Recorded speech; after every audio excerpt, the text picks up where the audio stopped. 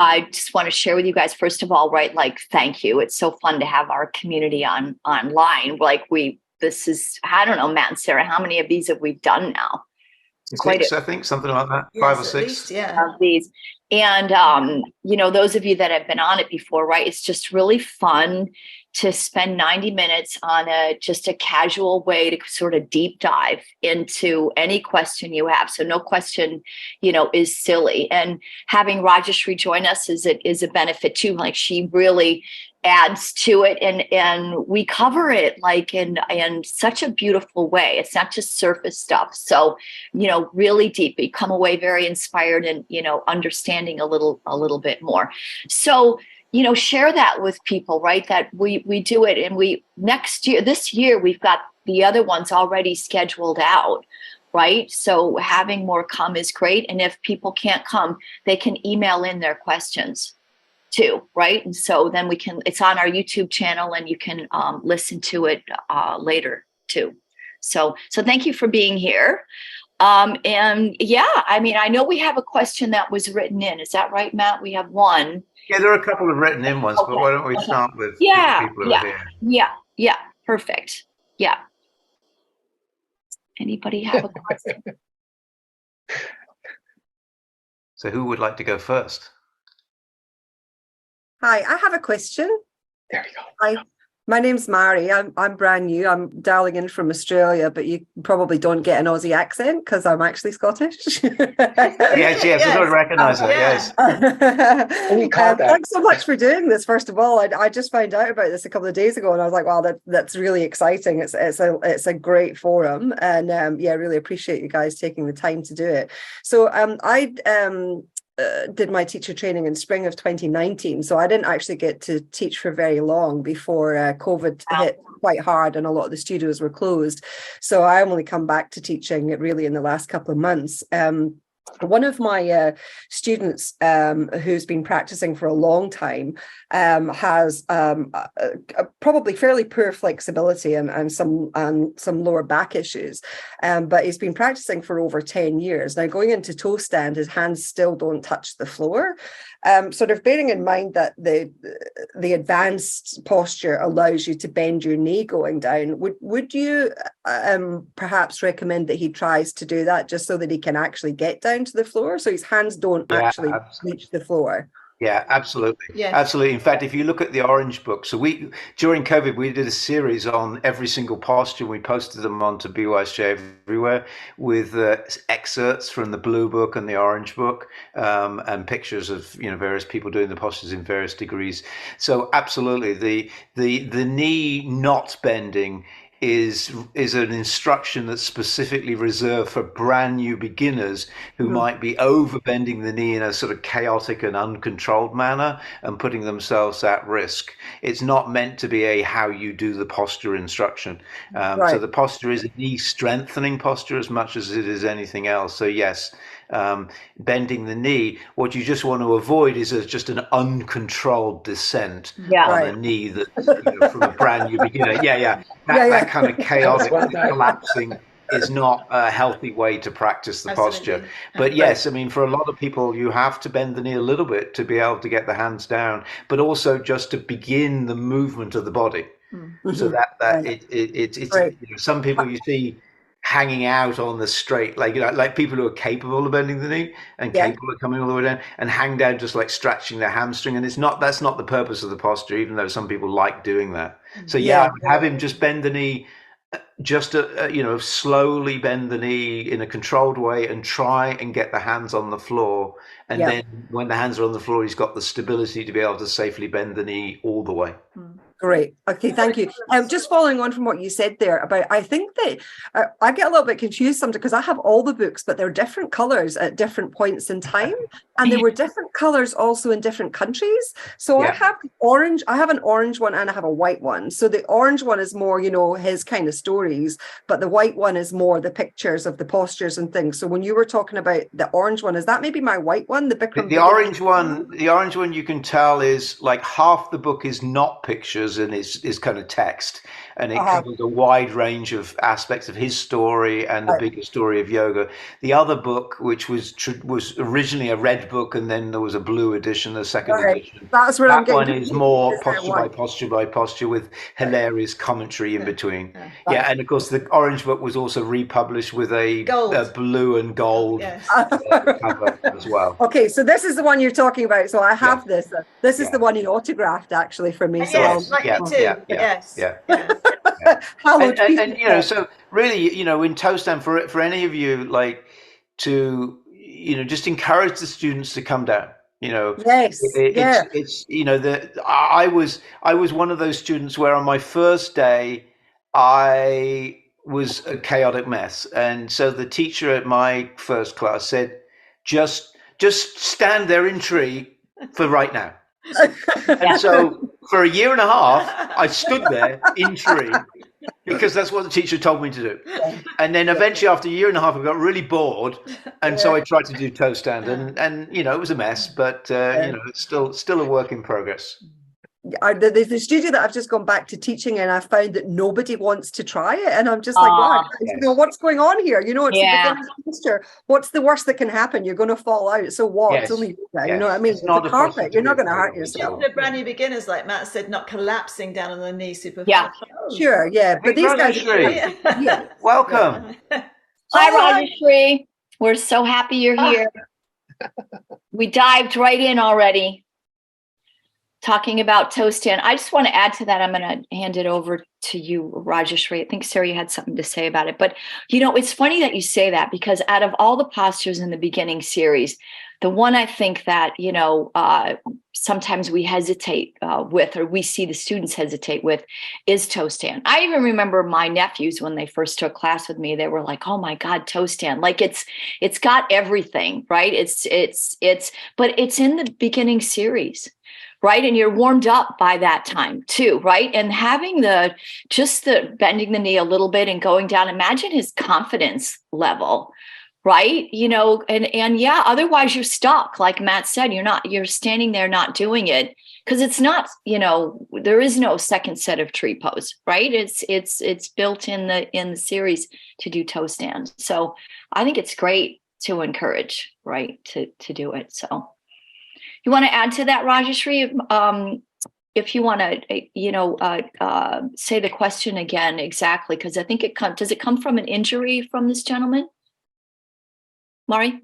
No, not at all. It's really just a case of, I think that in the studio they haven't really been encouraged, because a lot of these guys have been practicing for a long time. So I've just come back to teaching, as I said, and I'm just like, guys, you know, like, give it a go. What's the big deal? And then I was talking to him after class, and he said, look, my hands don't reach the floor. And I was like, how long have you been practicing for? He says, more than 10 years. I was like, well, I'm sure it would be okay to bend your knee a little bit. I said, but, you know, let me just check that with, so the teachers at the studio don't encourage students to go down unless their hands can actually touch the floor. But to me, that seems a bit, you know, ridiculous. When he's been practicing for so long, his hands might never reach the floor, right? So if the advanced series allows you to bend the knee, then why could he not? So that was exactly just the reassurance that I was looking for, that I was giving him the right instruction, really. Do you want to add to that, Rajeshri? I, of course, jumping in. Sorry, everybody. I was like coming back from my Walmart shopping on Saturday afternoon. I'm middle of it, but I understand the point. So I wanted to make it like a couple of things here because of the injury and getting hurt. There's the two things comes in our mind as a teacher and as a student, both. Because as a teacher, if you don't know the student, and if you know the students, definitely it's our duty to build up the confidence and give them little, you know, courage to go deeper practice, to encourage them, because then that's the only way they can get benefit and they can improve in the pose. But at the same time, as a teacher also, as if I am on the podium and I'm looking at someone, I have to use certain words for my safety reason. Because if someone as a practitioner is doing the practice and they get hurt, and then they will come out and they will say, well, that class, that teacher pushed me too much, and that's why I got injured. This is a common always word for as a teacher, we always hear. So the forum is here, how to improve and how to help the students. Definitely there is a dialogue needs to be done, not always in the class, even outside in the class. It's always good to have this confidence to build in and as a teachers to show. But it's a process that many times happen when they are putting the foot or bending the knee and try to do the tree pose. And then we always have to say, because of 30 students, maybe one person can go and they always go, but one person is always in a maybe. Should I try today or should I not try today? Looking for the answer, seeking answer, looking at the teacher's eyes. It needs a really experienced teacher to catch immediately and encourage. So to build that as a teacher, I think as a studio owner, what like Matt and Michelle are doing, talking to the teachers and build up that confidence. So you are doing a right thing. You can encourage that people, but the studios are stopping because they don't want people to have injuries, because it's kind of like, if you're not touching the floor, because they forget to say in the process that bend the knee. If you bend the knee, it's so easily to touch the floor. And it's a lot of time, they just don't say that word. And to catch that word and to build that confidence to the new teachers, I think the long-time practitioners or long-time studio owners or teachers, they should build that confidence. Yeah. Definitely. Thank you. You're welcome. Michelle and Sarah and Matt are thinking right now. Thinking steam coming out of my ears right now. Sarah, go ahead. I know you had something to say about it. I don't have anything to add. I only have sources of experience where the answers that have been given had been given by Bikram and by Terry Armquist, and exactly the same. So I just remember them. Yeah. So nothing to add. Well, so whilst we're on toe stand, we did actually have a question that was submitted online related to toe stand, which we might as well cover since we're talking about toe stand anyway, which was, it said, I can't do toe stand. What muscles do I need to strengthen to be able to do it? Or do I just keep trying to do toe stand the right way and the muscles will come? Well, I think, the trying the right way and the muscles will come is certainly true.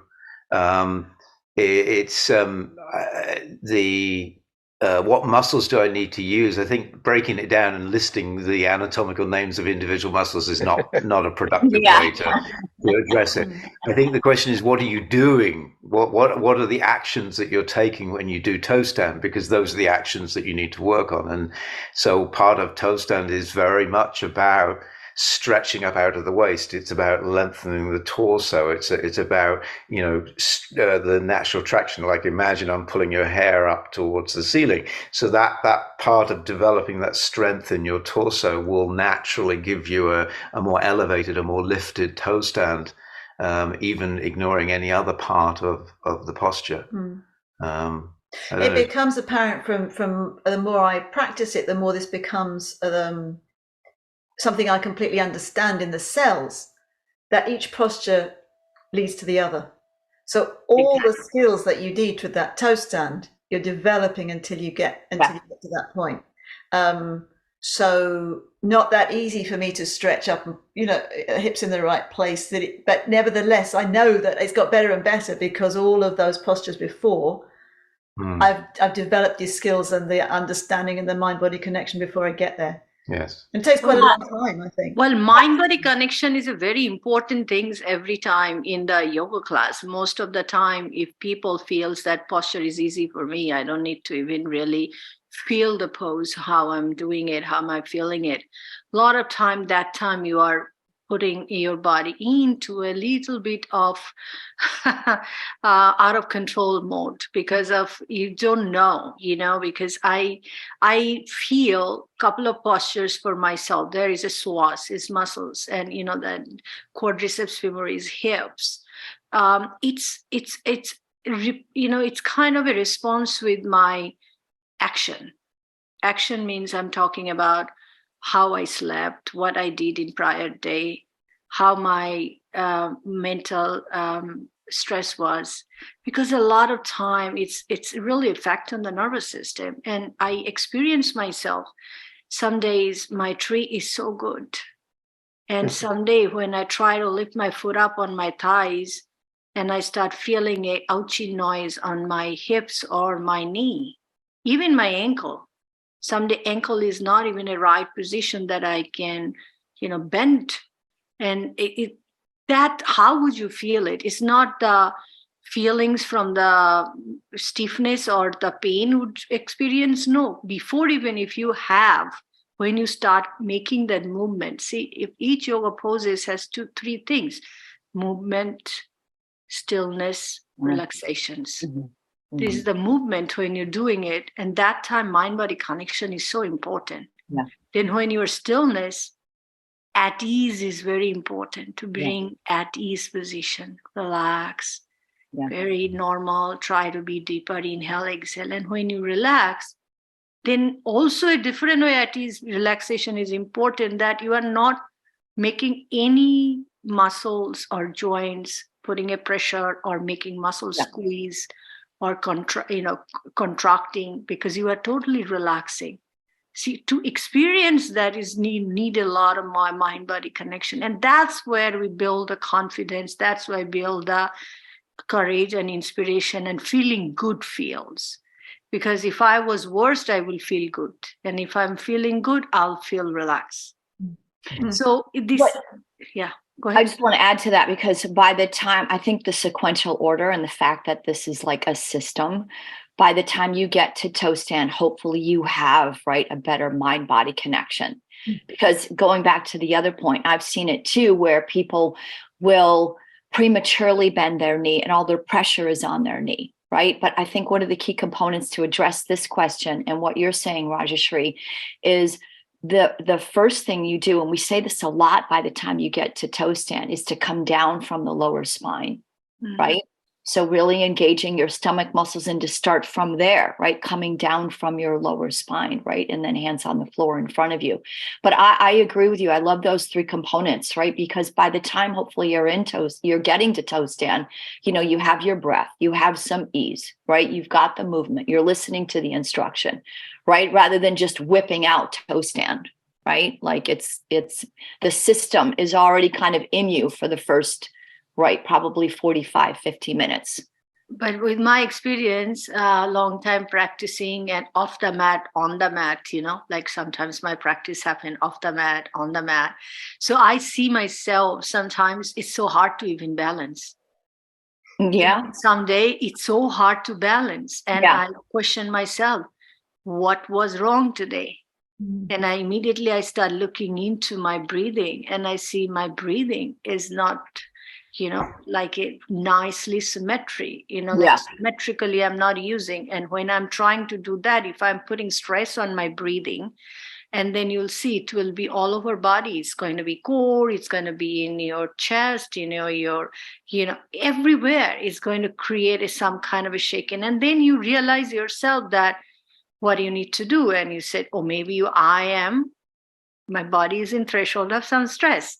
Let's breathe deeply and let's relax and easy. Immediately, second set, 3 pose, you start finding yourself.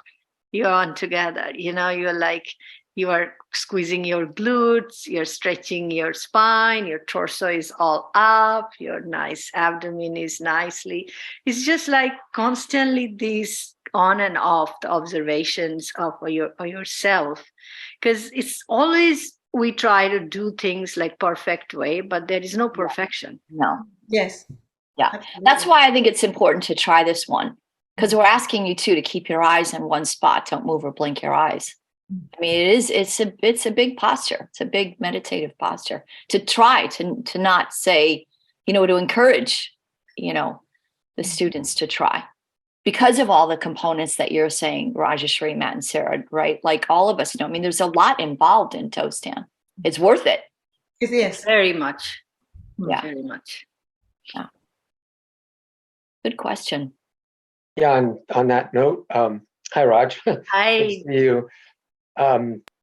Toe stand, I'm waiting to try it again because it feels like I'm still struggling on the balance portion. Until I have a good set of balance that's relatively stable, even to bend forward, I'm like the guy Mari mentioned that I've been practicing a while, but I still can't get my feet hands on the ground. So that's what I'm waiting for, is really that the balance is more secure before I really try it again, unless somebody has something else to suggest. I would have a suggestion, Jeff, that you don't wait. Yeah, that you don't wait.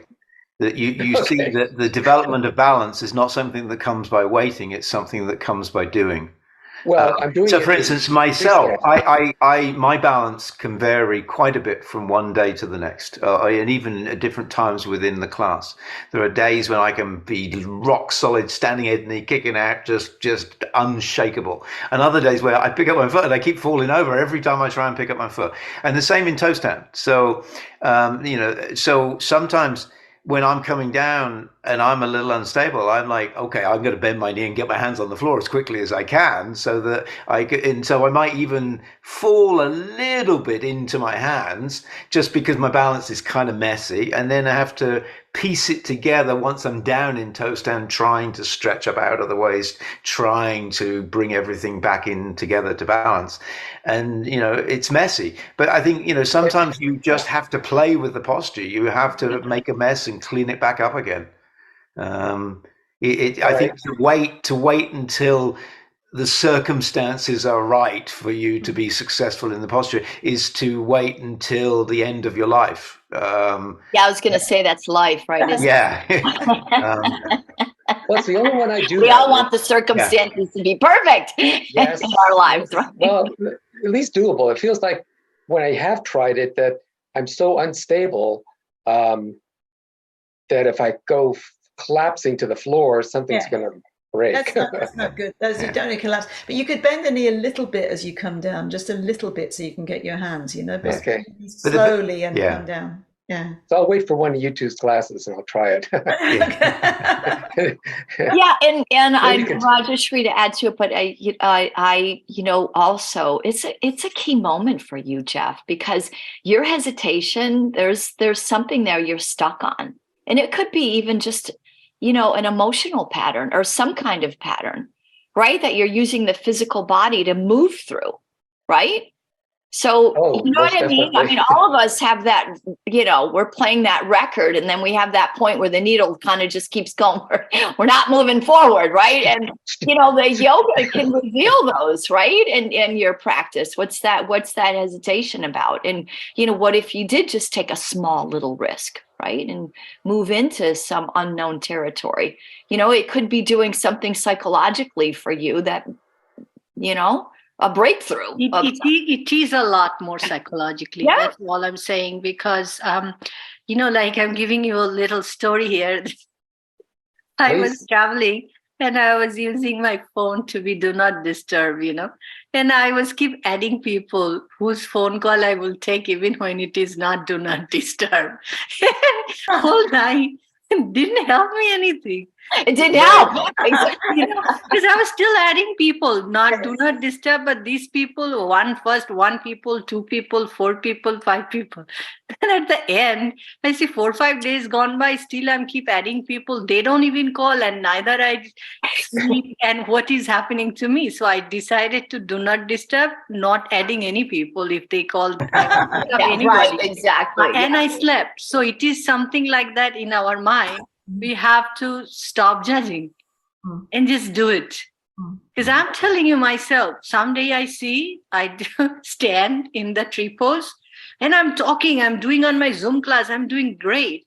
Right. Everybody said, has a great class. Third day I said, oh, this is easy. I don't even say a word, but I'm trying to hold my breath, but I'm keep falling. So it is something in life, so it's just like, I feel sometimes we expect too much from the pose. Posture shows us the miracle, it'll feel good. Yeah. Try that, like a unknown territory to jump in and see it. we always make it resistance and cautious, just if I get hurt, so what? Right. So what? Right. Yeah. Just a little, take a risk. Take a little risk. I will do that. When you experience, but when you experience the very crucial pain, which is really struggling, that time only I say easy and less is more. So understand that when body is ready, body hasn't going to that unknown, experience, you can slowly try it into it. Mm-hmm. It's not that you are doing something like those real, because we have, some of us, we don't have, hips like a lot of flexible. See, flexibility also, too much flexible hips also can cause some damage. Yeah. And that's I've heard, that surprised me. So that's why it's never we can say having this or having that, which is going to helpful, which will help us. Nothing. Yeah. I think there's one thing I want to say as well, Jeff, and this applies to, I think, everybody, but we've had several questions in the past that have the form of, I've been trying to do this for a long time this way, and I'm stuck. And I'm kind of paraphrasing. And like the person that Mari was talking about, like, I've been trying to put my hands on the floor for 10 years and toe stand, and I'm stuck. And so the question is, if you've been trying to do something a certain way for a long time and you're stuck, do it differently. Change something. Change something about how you think or what actions you're taking. Because life is out there in front of us. And so, sometimes life is, the lesson life's teaching us is reassess where you're standing and the action that's most appropriate for you to take right in front of you. Because if you're right up against a wall, trying to step forward is kind of pointless because there's a wall there. But taking a step to the left might turn out like, oh my God. And it sounds stupid and obvious, but we do get stuck in a groove. Like, I think this is the right way to do it. I was told it was the right way to do it. I'm sure it's the right way to do it. I've been trying to do it for 10 years and it's not working. Well, maybe just do something else. So speaking for me, you're all going to inspire me. Speaking for me, my knees are fine. So it's like the only time I've ever done a full toe stand was doing what Murray described as the advanced way, and I still struggle. I've got to do it this way, exactly what he just said. But my hands down. So it's like the only time I've ever done successfully was just bending my knee and coming down. Yeah. So perhaps I should start doing that. Isn't that the definition of insanity, right? Trying to get trying to get different results, right? That's but we all do it. I mean, it's human nature. We all do it. I just want to share one of the big lessons, and we'll go to Kayla. One of the big lessons, you guys, I learned in the last year. It's funny that you say that, Jeff. Until you do that next step, more won't be revealed to you. I find that so amazing. Once I move into unknown territory, I'm always surprised how I chose to apply something new, and then more information came to me then, not before. I had to take the next step. And I find that not only in my practice, but I find it in my life. When I make a move that's a little bit outside my comfort zone to grow myself, more is revealed to me, but not before that time. So use the body as a medium, right? You hear us say that all the time. That's why we're class, So absolutely. Take that risk. And I agree. Yeah. I will do that. Yes. Caleb had his hand up. He was using the. Hey guys, I'm casually doing some work for it's tax busy season right now, so I'm in the office just doing a few administrative stuff while we won't tell anybody. But no, it's totally it's like a fun thing though. It's like just kind of putting all my ducks in a row type of thing. I guess I asked a little bit of devil's advocate. I asked Matt the other day about like how do you address imbalances where one side seems to be stretching really good, but the other one doesn't. And I feel like you should be a little careful with the side that you're really good at and not over apply stretching on that side, because then your other side is just going to be kind of slacking or lagging. So, I mean, I don't know. One side is really tough, especially on the second to the last stretch where you extend one leg and then you keep the other one, and you got to go one side. It's kind of like this with my legs, and Yeah. one side is just a rock. I cannot stretch. So I feel like one side's really good, and if I keep going there, it's going to create some kind of imbalance if I keep on focusing on one side and the other. I don't know. I just wanted to hear you guys, like the other instructors as well, and Matt also, of course. I think you're right. Yeah. First thing what you said, that which side is very flexible.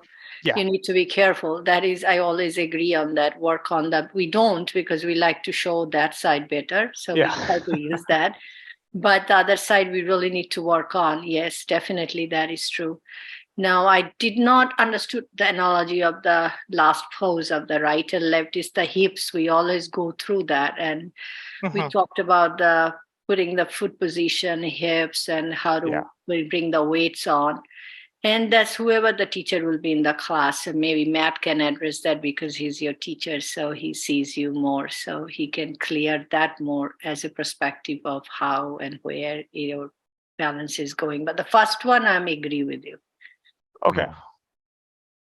Yeah, there is a overworking the area that's easy for you is a common problem, especially with flexible people, where they overdevelop the flexible side because it's flashy and it's easy and whatever, and then they kind of avoid the bit that doesn't look so good and so on. Yeah. But obviously, remember that we do both sides in all the postures, and so sometimes when something's missing, the answer is not necessarily to do less of the other things, but to do more of what's missing. And so in Janusharasana, the head to knee, the posture you're describing, you've got two sets of psoas muscles, you have two sets of abdominal muscles, you have two sets of back muscles, you have two sets of glute muscles and two sets of thigh muscles.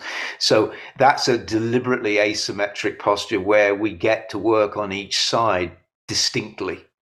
And so very much keep working slowly, steadily on the side that's a challenge, because it's a challenge because there's tightness there. But remember that, in all the stretchings we're doing, the kind of stretching we're doing is not like stretching an elastic band. We're not trying to use mechanical energy to force some part of the body to elongate.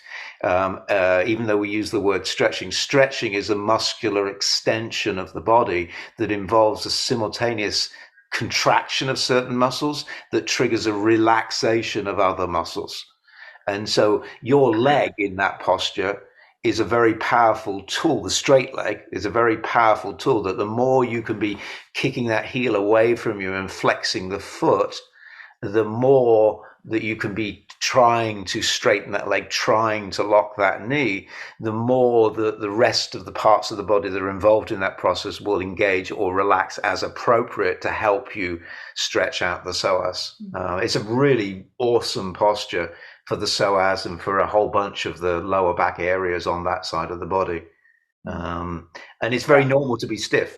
I mean, if you try and do it when you're stone cold versus, when you're doing it at the end of a 90-minute class, you'll see night and day difference in your body. I mean, one time I tried to demonstrate to a student, I was stone cold, I hadn't practiced. I was like, oh, it's just like, and it's just, so. Yeah, I think for like several years, I've just grown like a certain pattern in my body, how I just kind of lean on one side more than the other. So I think that is starting to like show itself in class, where I'm like, well, this is not fun, where I feel like this side is just completely So I think it's just like so many years of kind of leaning on one end. I have a sports background, so my right side, if I shoot a basketball or doing jiu-jitsu or doing things, I'm always kind of leaning towards one end.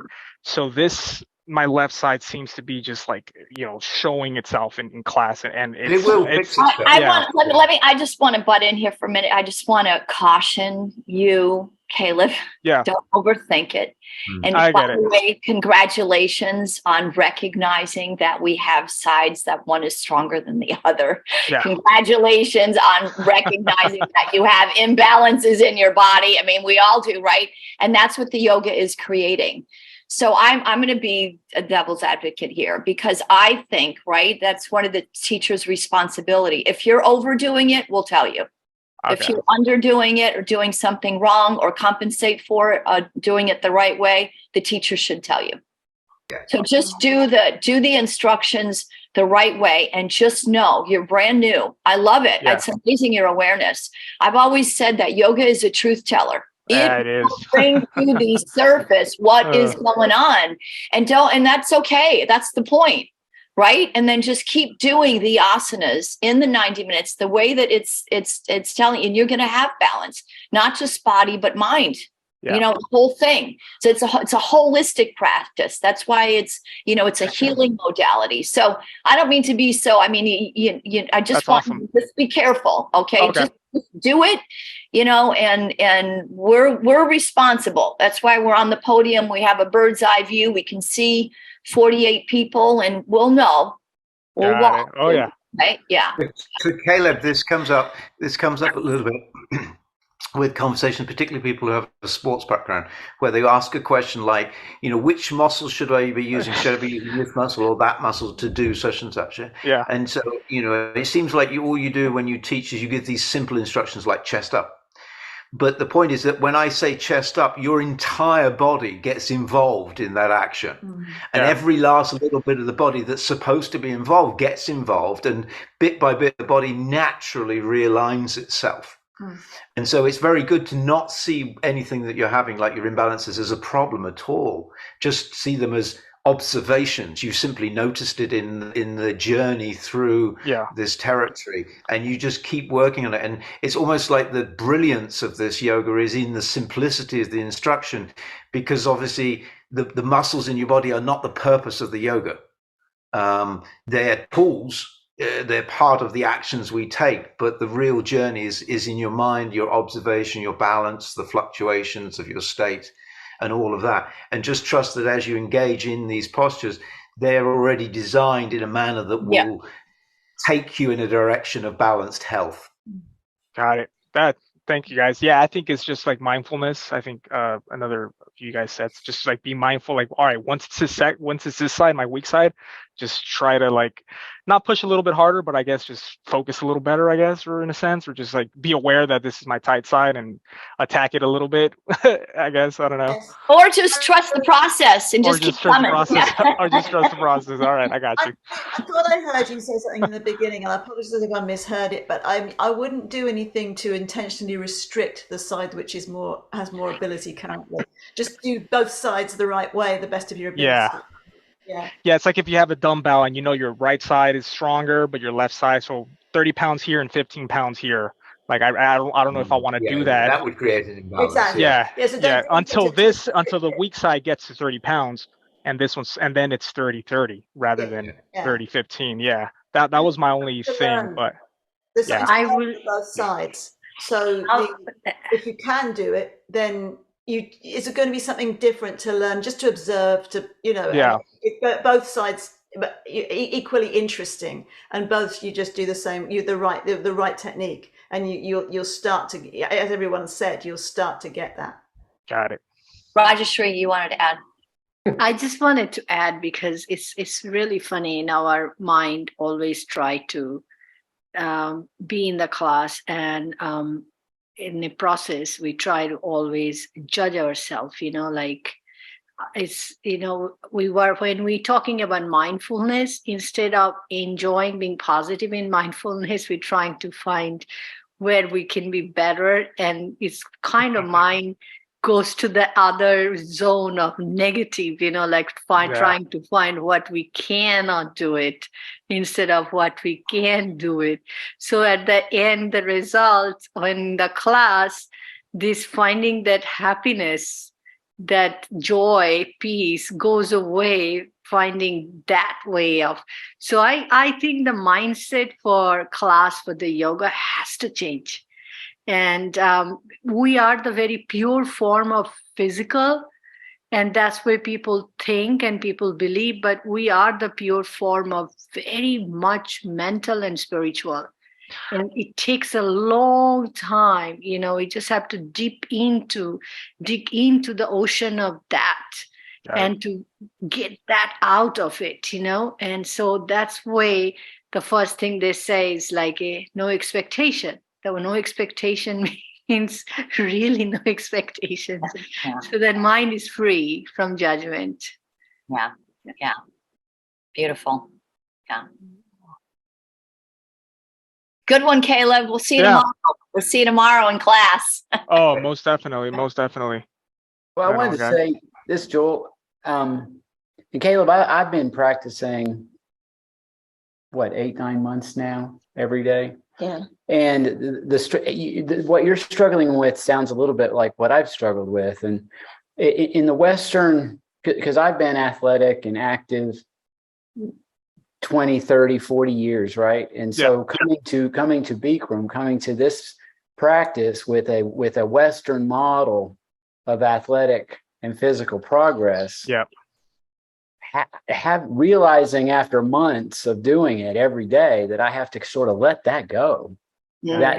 That sense of because the Western model is you come in and you're doing 30 pounds now, we got to get you up to 35, we got to get you up to 40, you're running for 30 minutes, we got to do it 45, you got to get your pace up. And it's a completely different model of physically focused progress, right? Yeah. And the yoga is it's opened up for me a whole different view of physical progress that's combined with mental strength, right? And even a sense of spiritual strength that's developed over time just by every day coming and trying to do the same thing with the body that you have that day. Yeah. As best you can with. Nice. So anyway, my perspective has evolved, and that's great. Yours will also. Thank you for sharing that, Joel. That's right. I mean, someone like me, I've been in it for so long. Sometimes, having that outside perspective again, it's illuminating. Hopefully that helped you, Caleb, right? Yeah, that was awesome. Thank you, guys. Good stuff. Who's next?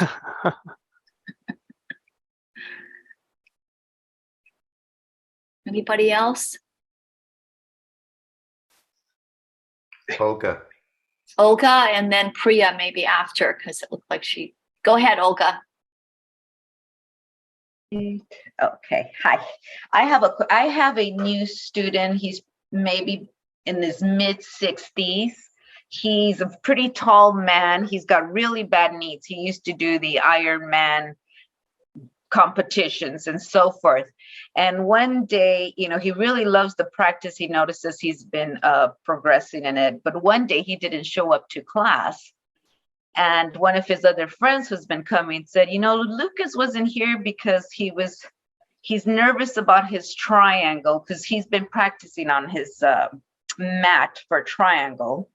But I did have a teacher who wouldn't let him practice on the mat. So one day, him knowing she was teaching, he didn't come because he felt like embarrassed. And I couldn't handle that situation. I asked, my senior teachers, and Diane helped me. And I wanted to ask for triangle in this case, I was told that a smaller stance would help him hold himself better. Oh, this is a good loaded question. He's nervous about his knee. No, it's great. It's really great. He's not that's a great question. It's about, constantly the idea that you might slip, and I'll just kick in, with the obvious, to start this, but, a couple of things. Number one, remember, by the time you get to triangle, you've done a lot to strengthen your feet, to strengthen your legs, right? To open up your hips. You've got your breath underneath you, your abdominal muscles, right? So, and again, just making sure, right, that you do it the right way to the best of your ability that day, right? To add what Joel was saying, right? That's the mindset he needs to be in too, knowing that by the time he gets to triangle, if he is having some slippage, change a thing, I would make sure like he's got to just keep gaining the strength from that posture, right? And know the elements he needs to use. I mean, I've been practicing for a long time, and I've, been recruiting more and more of my, inner thighs, right? So, I mean, it's a journey. Mm-hmm. So, and again, unfortunately, in my honest opinion, the I hate to say it this way, but I feel like when we turn our mats and we do funny things, we're kind of saying somewhere deep down inside of us that something's wrong with us. You know what I mean? So now we got to compensate. No, you don't. Nothing's wrong with you. Right? What? You can just take baby steps, right? You don't need to change your mat. There's nothing wrong. You just try 100% the right way as best as you can. Mm-hmm. Right. So now look what he's doing. He's judging himself, which is terrible. Right. And now we don't want to. Yeah. Can I say something? Mm-hmm.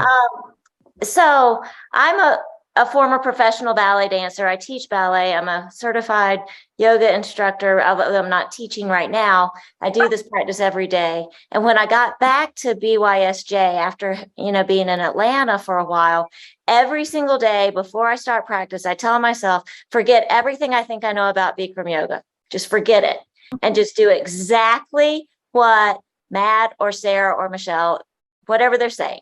Just do that. And it's amazing. And triangle is one of the ones just recently. I'm like, push your hips forward. No kidding, before you get down there. You don't have to wait till you get down there. You do it before. What a difference. So it's just, that's been my big aha moment lately. Just every day, forget everything you think you know. And it's so much better. Yeah. Good. Yeah. I agree. What a good mindset. Yeah. Yeah. I mean, specifically for that student's challenge with the legs, one of the most common reasons that foot is sliding particularly on the straight leg, is the most common leg to slide out for people. I mean, two reasons that are most common. And one is that the person isn't putting enough weight in the leg. They as it slides, they put less and less weight in it, which makes it more and more likely to slide. It's your foundational leg. It's the back leg of the posture, and it should bear your weight. Also, the foot needs to be flat on the floor. So the weight is not bearing away from the hip. It's bearing down into the floor, foot flat on the floor. And so that sort of translates for some students as an individual correction. Sometimes you might tell a student, put more weight on the outside of your foot. It's because they're on the inside edge of the foot. And the more they can roll that weight out onto the outside of the foot until the foot is evenly flat on the floor, then it just glues itself to the floor.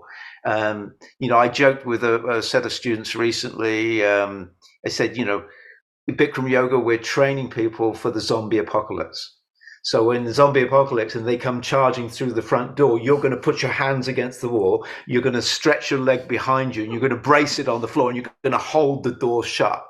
And you're going to use the strength of that straight leg to prevent those zombies from coming through the door. That's how much power is in that leg. That knee is locked, solid, concrete. It's a very powerful foundation. So those to me, those are the things I most commonly see with people who are struggling to slide. And when I work with them to strengthen that leg, then suddenly they're like, oh my God, I've got so much stability in this posture. And so, it's a journey for somebody, but there are specifics around how to use. So when you push your hip forward in that posture, the straight leg hip, the front thigh muscle should contract. So again, it's locking the knee. It's strengthening the connection from the hip to the heel to give you more stability, more foundation, and more grip on the floor. And so, it's something where I think you have to watch him do it. And watch him very closely. What's happening to his hip is his front thigh falling forward, which means he's losing continuity and integrity in the leg. Is he on the edge of his foot, in which case put more weight on the foot? Pulling the thigh back, pushing the hip forward, lifting the chest up more. All these will help him learn how to use that leg. When he bends the knee to come down into the posture, is he shifting all his weight into the bent leg? Because he shouldn't do that.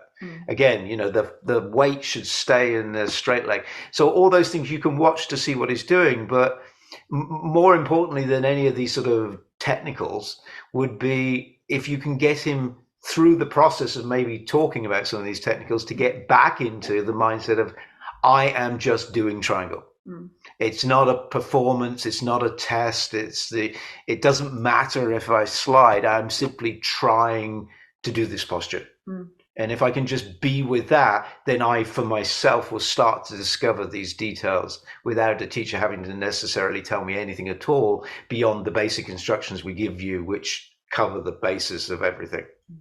Can I go back to what you said about you were told you should take a smaller step? Obviously, if you say it's too small, it's impossible. The triangle has to have a big step. But sometimes all of those things that Matt just said, the person can feel it because they made the step slightly smaller. And they might bring it out again once they understand how to do it. But it makes them feel stable. They can use that leg. They can push their hips. They can, and then they're like, oh, they get it. And then the step can go bigger. But it wouldn't be life sentence with a smaller step. They would, once they understood it, they'd have the bigger step again. Olga, these two things is very important, that this posture we struggle because of inner thigh weakness, if we have inner thigh. So it's all the postures in the beginning until we reach that point. We really work on the inner thigh build, think about the awkward, how we are doing it. And, it's just the mobilizations of the joints, inner thigh build stamina that helps. So when we come to the triangle, also we need to remember definitely all the dialogue, the way it says, all this. If you're still following, sometimes body is weak, body is getting tired. That's what people always fight with, the fatigueness in this, just to stay there in the pose. And if you also stretch like a balancing stick, the same way, balancing stick, we can balance better if we stretch the body forward and kick the leg backward. If you stop stretching, sometimes I feel I'm collapsing. So the triangle, pushing the hips forward, not weight on the foot, the bending knee, it helps. And the stretching up, it helps inner thigh not to get into all the weights on the inner thighs, and then get collapsed. So it's all these things slowly, it takes time. It really does take time. But if someone having a hip joint arthritis or having issues on the hips, believe me, it's going to hurt them. It's going to have a discomfort. But slowly practicing, they're going to slowly start feeling the relaxation. And I feel every time when I do triangle, first set, I'm worst. Yeah. And every time I start stretching up and pushing right shoulder, it's like a little spine twisting going on in there, like a rotation. I start feeling crack my all over back, like that stretching going on. Then second set, when it comes, I am so strong that time. Second set, I'm better. So it's always like that, so if you are a student in front, which is definitely, sometimes some people think, oh, it's so easy. I stretch my leg too far. It's going to be easier for me to doing triangle. That's not true. I mean, there is a number is there that how much it has to be, So whenever the student's in front of you, those are the things you may have to work on looking at it, because it's always who is in front of you. Not everybody is the same way. The person who is struggling, that person may have going through something that we don't even know about it. You can discuss that later, because the hips is a big thing there. Yeah. People do feel it. Yeah. I'm like you, Rajeshri. The first set, I'm always really, I enjoy it. It's a little more challenging, but I can't wait for the second set. And lately I've had to do doubles because we're doing our 60-day challenge. By the time I'm in the second class doing my triangle again, it's different, right? It takes time, right, to warm up. And my left side, because a lot of time we are, we feel so many things on our hips on our left. And I feel myself that until I finish that triangle, I don't feel the release even. So it does, in the beginning, it scares me. Shall I do it? But as soon as you do it, the good feeling comes when you just release that tension out. So it's a very good that way. Person has to understand. But usually when the knee and hips are not pushing enough forward, that's the problem. That's what the biggest problem. Yeah, so just to add a little bit is, you know, a lot of times when we get into triangle too, we have a tendency to think about an end result with the triangle when it's really important, Olga. Just make sure that you know the dialogue, right? And you're helping them set it up for success, right? All those components are key to help them have success for a good quality posture, right? Yeah. Absolutely. Always. It's always there. They have a question, you just go back to the dialogue and you help them with their situation with, you know, the dialogue. It's all in there. But yes, thank you. Thank you. Good answers. Lots of good answers. Lots of good information. Well, we can talk. This right, exactly. Oh, yeah. I've heard that. We're good at that. We're good at that. Yes, Priya had a question. Matt, you want to read what Priya was? I think she had a question. I see it in the chat room. I can read it. This is Priyanka. I had a reaction to the vaccine last year, myocarditis, and as a result, I have a weakness on my entire left side. Is Bikram Yoga okay for me? Anything that I should be careful about? Rajeshri, you want to start with something? Can you repeat this one? I just got another message here from someone. Priyanka had a reaction to the vaccine last year. Myocarditis. As a result, I have a weakness on my entire left side. Is Bikram okay for me? Anything that I should be careful about? No, I think it's good for heart to do it. And just go to the doctor, make sure the heart is okay. Everything is fine on that. She has to go and just have a, permission from the doctor. Does heat is okay or not? And we should do the low impact Bikram series. That will be perfectly okay. Is Priyanka started doing yoga yet? Priya, hopefully you're listening to this. Yeah, so I used to do yoga earlier, Bikram yoga earlier, but after this reaction, I had to stop. So I do want to get back to it. So I wasn't too sure if it's okay to do it. Do you have any issues like keeping your arms above your head or lifting your arms up because you have a little bit reaction? You said it on the left side. Yeah, so a little weakness on my left side. So yeah, if I try to do it at home, I get tired really fast. No issues with keeping my arm above, but yeah, I can't do 2 sets or do an hour and a half. Maybe I can do 1 set. So does heat bothers you? Have you tried any hot room yet? No, I have not tried the hot room yet. So I wanted to join the San Jose Center. So, before joining, I was wondering if I'm not too sure. Can you go to doctor and have a checkup, everything and let the doctor know and just get a clearance, because I'm just doing this is for the studio safety, that you are okay to join. And I will be coming down there and I would like to see you. Sure. All right. Because if there is anything needed separately to do it, or a little bit private lessons with Matt, Sarah, or Michelle, whoever in the studio, you can start doing it. I encourage you to come back and start doing it. But there may be needed a low impact yoga therapy, therapeutic series, which is like a slow starting, that where you feel confidence and your body start responding with the movement and the relaxations. Okay, sounds good. Yeah. Okay. The other thing, Priya, is that, depending on how serious the condition is, bear in mind that what has happened is that, the vaccine has created a significant imbalance in your system. So various systems within your body are now out of balance, and they were forced out of balance by the introduction of the vaccine. And the yoga, the practice of the yoga, stimulates the natural vitality of the body and stimulates the body's own natural processes, which are designed 24/7 to restore balance.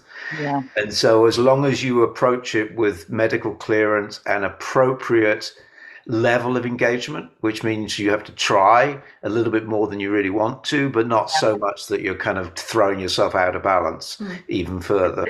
You've got to find that middle ground, and just progressively work through it. And it might be a slow start, a slow process. And that's, that's why Rajshri mentioned, therapy classes and so on, depending on where your starting point is. But know that that's what the yoga does. The yoga helps us to restore the natural balance. And we don't need to understand the science of it for it to work. We just have to work our way through the sequence and the practice. And bit by bit, that your body's very natural mechanisms will start to restore things. And if you think about it, most of modern medicine doesn't actually fix anything at all. Doesn't cure anything at all. And it's not a criticism. It's just the way it works. Most modern medicine is artificially changes the balance of your body, either to dampen down some acute imbalance, like an inflammation or a arrhythmia or a heart, until such time as your natural healing mechanisms can restore your body to natural health. So when you're in a hospital and they give you medication, the medication isn't fixing you, it's dealing with all the things that are getting in the way of the body fixing you. And until such time as the body can naturally take over and properly heal you. And so in yoga, we're just stimulating those innate capabilities that we have in the body to a more advanced degree than you do normally when you're just sitting around at home resting. So beautifully said, Matt. So beautifully said. I'm feeling you, Priya. I mean, I can't see you, but I'm feeling you. And I think this is so beautiful that you're here with us. I think you need to come in. I think you need to start stretching. I think you need to start stimulating circulation, listening to Rajshri and Matt, and I'm sure Sarah would chime in the same. Sweating is probably a good thing, right? Getting some of maybe the toxins out, but starting to get your immune system, your hormonal balance and stuff, back again. And that's what this yoga is built on, right, Rajshri? It's a non-drug therapy. There is no side effect. Is only to, we are not claiming it's cure. We just say it heals, and that healing power within ourselves. So it's really needed to be done.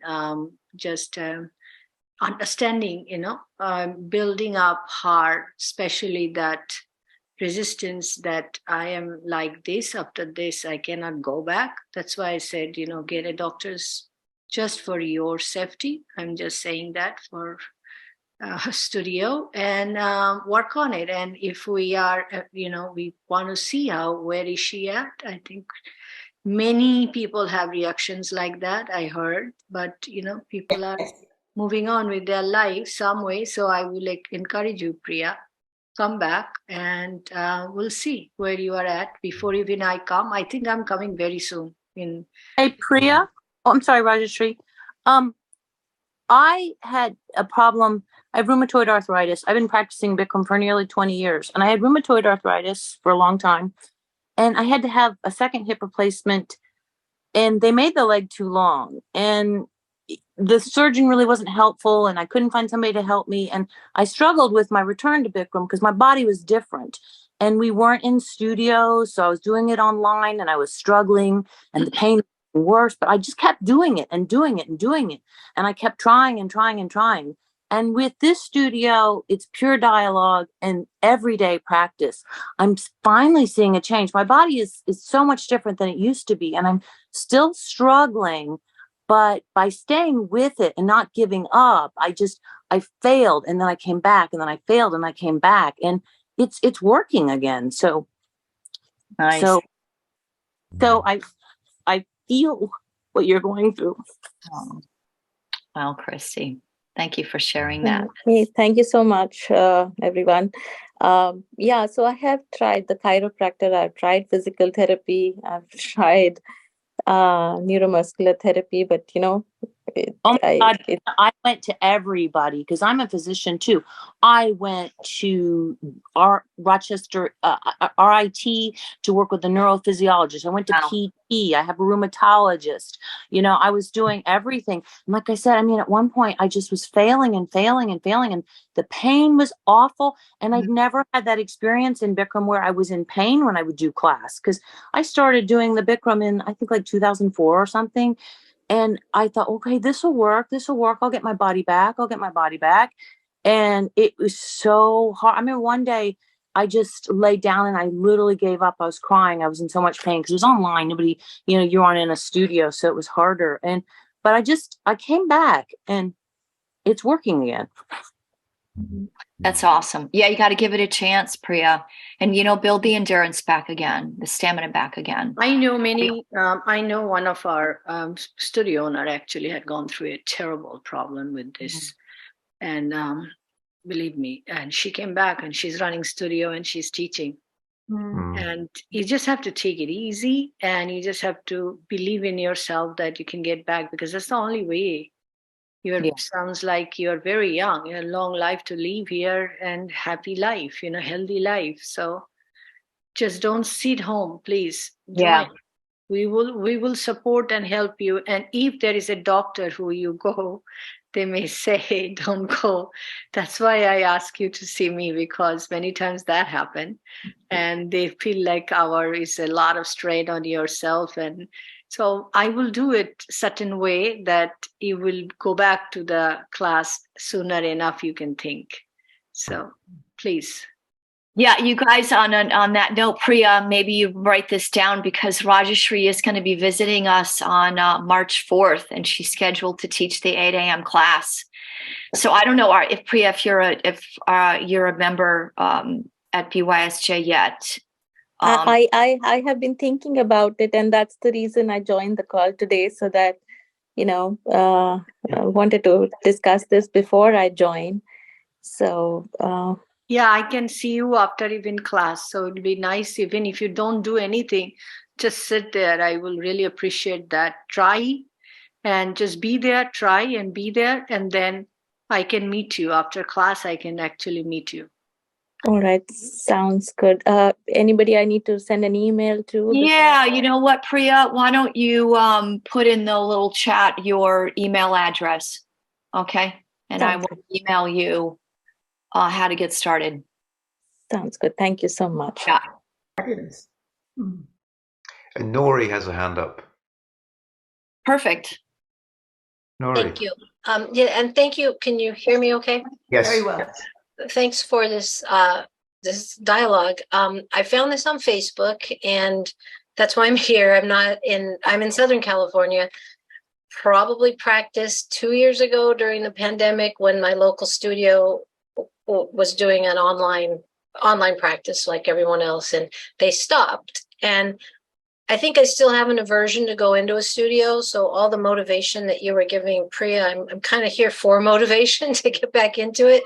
I haven't taught in many years. My training was in 2003 at La Cienega, and I stopped teaching. I've got another job, but I want to get back in online. And it looks like your studio, because I was looking at the website, is one of the few that still offers online. And I need motivation. My question is, are all your online classes 90 minutes?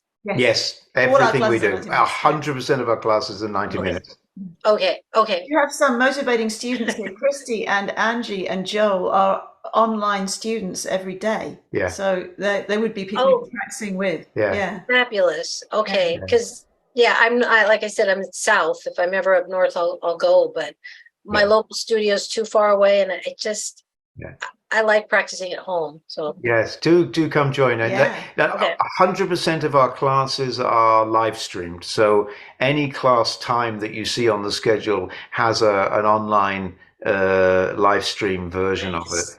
That's excellent. So yes, just go to the website. You'll see there's a whole section for online memberships and so on. It's very straightforward. And if you have any difficulties or any issues, you said you're a registered teacher. So what I would suggest is go and create your profile and then send me an email. And because we allow teachers to practice at our studio complimentary. It's part of honoring a commitment to our teacher who made that request a long time ago.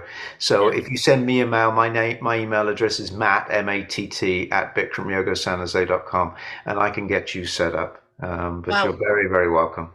Okay, thank you. Of course, anybody else's. So if you have friends in a similar situation, they're totally welcome to join. And this part of what we do, that we threw the doors open for live stream, knowing it would reach just beyond our geographic boundaries. And we've got somebody from Germany, somebody from Singapore. I mean, we've got people that practice from a variety of different interesting places. So.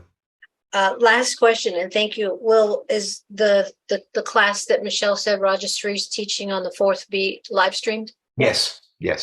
Okay. Rajeshri, did you know that? It will be. I have no idea. I only know I'm going there. That's good. Just get here. We'll take care of the rest. But yes. So, I love it. Heart. I look forward to seeing you. That's really awesome. I'm glad you're on and that this has given you some inspirational juice. Let's get you back on the horse again. Yeah, great. That's what this practice is about, is for you to be a better you, for you to be all of you, right? So that's great. Congrats. I have a question. I've been talking about for a while with the students. This is actually for you, Raj, because you do the therapeutic, and I think Sarah mentioned that I should ask you about it. I've had a kind of for about a year and a half, a left butt cheek revolution or rebellion going on, and there's a muscle there that just doesn't want to get in line, if that's the way I want to put it. It rebels. And it's primarily when I'm trying to stand up straight. So getting into every posture, sometimes I have to struggle because it wants to seize. When it seizes, it's very painful. So I kind of have to back off.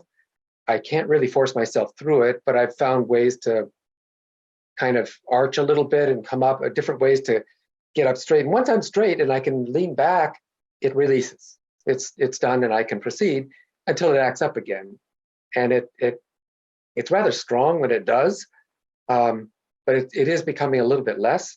But it's kind of hard sometimes to do anything in class when that's active. So I just thought maybe you'd have an idea. How do you use your core strength? Very well, I think. I don't know. How do I judge that? Teachers, I can ask the teachers like Matt, Sarah, and Michelle, and how you use your glutes. Because one thing I learned in therapy, and especially this is the B.K. Iyengar's method, and they always say that use your glutes to support if there is any spasm on your lower back. Mm-hmm. So it's a very... the spasm is in the area of the glute. I don't know if it's a glute itself or some other neighboring muscle, but it's a neighboring muscle. So you using the word so wonderfully, thinking so much already about all these. So I will suggest you, there is and Dr. Das's method, there is a contraction and relaxation therapy, is each muscle what goes through the spasm. That's we practice even before we start, because just exercising the muscles to make body warm up. So maybe you need come to your class when you practice 5 to 10 minutes before. I do. If there is a room, just try to work on that, a little bit of stretching. And if you stretch, and you'll see in the practice, you might have a less chance of getting that stiffness and the spasm. And then focus on your glutes when you start feeling that. Work on your core. That doesn't mean you are going to hold your breath. As soon as you're pushing your breath, effortless breathing is very important. So that means muscle contraction shouldn't affect your breathing technique. Mm-hmm. Okay, and a lot of time in the pain, that doesn't happen. So pain aggravate and affects on the breathing, and breathing immediately tends the body. So you have to reverse the process. So you just have to practice that, like when I come, I'll try to see your practice and I'll see, but I'm just trying to tell you, remember that you come a little early, stretch yourself, breathe a little bit, the muscles you're having issues with, try to squeeze and relax, if you can actually distinguish where it is happening. A lot of time in the back, you don't find it, you don't have a control. It seems, it feels like it's attached to the left side of the sacrum. Okay. That's where it feels There is a way to, there is a stretching. I'll make you fun loving this word called, like say, hip needs love, like those area needs some little bit of work on it. So if you do stretch there, which is warm-ups, I'm talking about again, it helps. And there I'll is find that little few things of warm-up. That's the therapy. Because that's immediately wherever it's aggravate, the relaxing the muscles, the opposite. Okay. That's what we do. Okay. I'm curious, Jeff, is this new for you? Because you've really boosted your practice a lot, right? So you're going to start to feel different things too. This happened a year and a half ago. I was walking, or actually slow jogging across the street, and right in the middle of the street, the spasm for the first time happened. And it's not a cramp, because a cramp just keeps going, right? It's only when I engage that muscle, it's like it's saying, leave me alone. I'm going to spasm up here until you stop bugging me. And it just freezes there. So in the middle of the street, I literally couldn't walk for a moment or two until I tried to figure out how to get that leg to move again. Since then, it's much better. I don't have that issue anymore, but still in practice, it's very, it interrupts a lot, because you have to stand up straight to start all the standing postures, and I don't notice it on the floor, right? It doesn't happen there. It's only standing. I can show you right now one thing to do every morning, and you will see it's really, it's those are the, it's a physical therapy move, but it's a part of yoga we used to do in the freehand exercises to call. That's a part of yoga therapy. Before you put the body into the stillness, we did that kind of a movement exercise. So we call warm-up series, like, I don't know how that will look good here or not, but like you wake up in the morning, you're standing, and just come up from the edge of the bed, and then slowly you come up, okay? And then 1 down, 2 down, 3 down. You will see your balance is off. Right. And you will not feel, but spine has to be straight. Right. Abdomen has to be. Then second set, when you do, you go 1, 2, 3, down. 1, 2, 3, down. They get up. 10 times you practice like that, you will see in the morning, you will start releasing it from the lower spine. I will try that. This is a very simple exercise. Yes. The first thing in the morning, if you do, it stretches the lower back, strengthen the abdomen, set up your hips in the right position. It's a beautiful thing. Wow. Simple thing. We used to do this. Yeah. Okay. This is the Dasas yoga. Yeah. Yeah. I encourage you to really do that, Jeff, because, with your hips and stuff too, maybe just that added little bit. Because, right, you've been laying in bed all night, and now you're getting up to do the yoga. Why not just do those movements that, and maybe you won't have the spasm, and you can, you won't be looking like sometimes you're suffering in class so much, right? No, I mean it though. I mean it kindly, lovingly, like just, I know. You're working so hard in there, but, maybe that's the first, maybe the just waking up in the morning, doing that little bit, your body isn't, it sounds more giving, like you said, hip love, right? Yeah. Let me tell you Amy's word.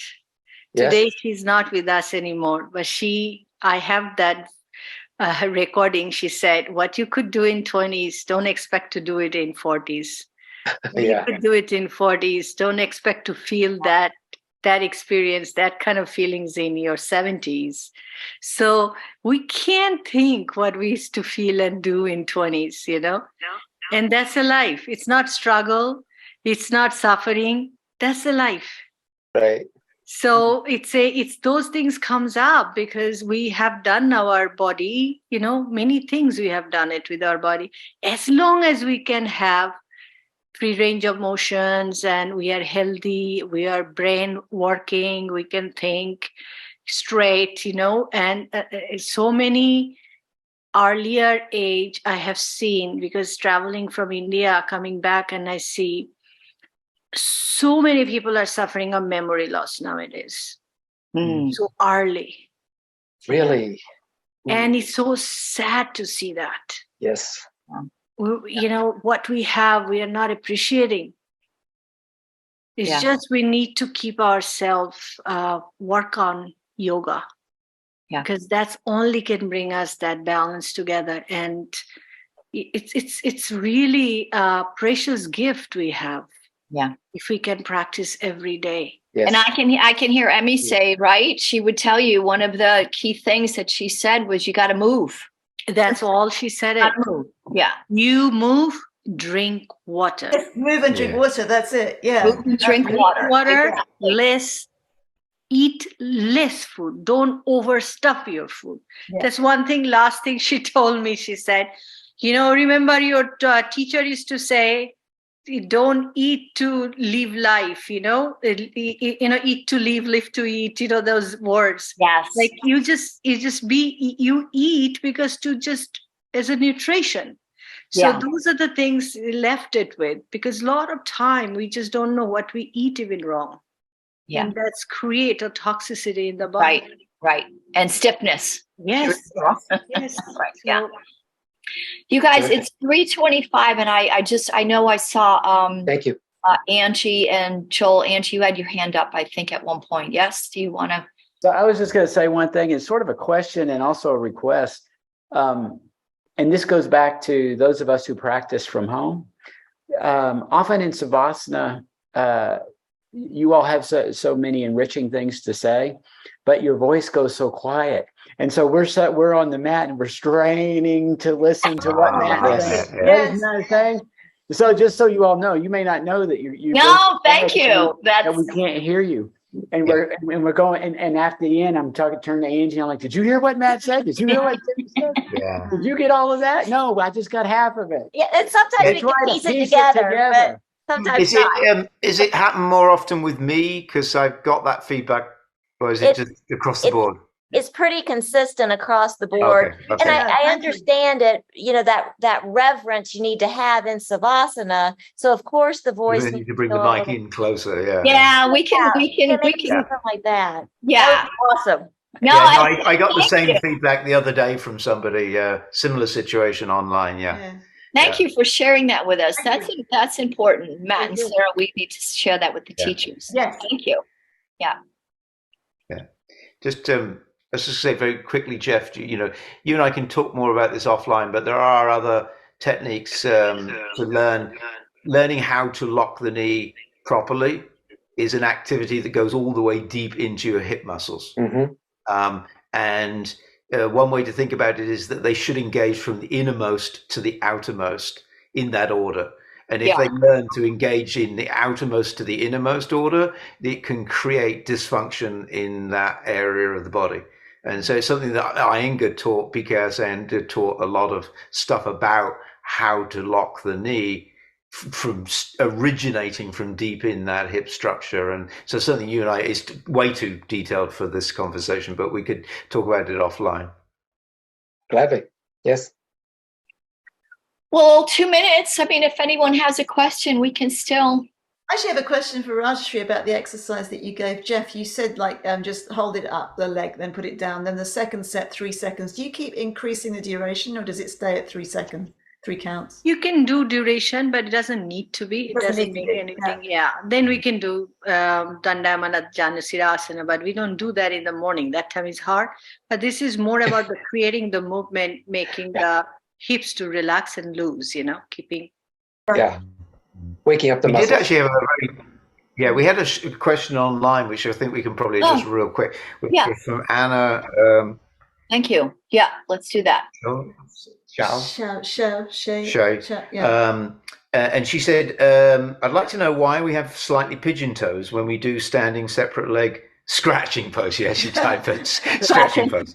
I mean, sometimes it's a scratching pose, but That's hilarious. It actually kind of goes back to something that we were talking about earlier. One of the other postures, I think, to do with triangle, that you turn your toes in so that your leg is in a good alignment, and a part of that helps you understand how to use your inner thighs so that your knees are locking properly and healthily aligned into the hips.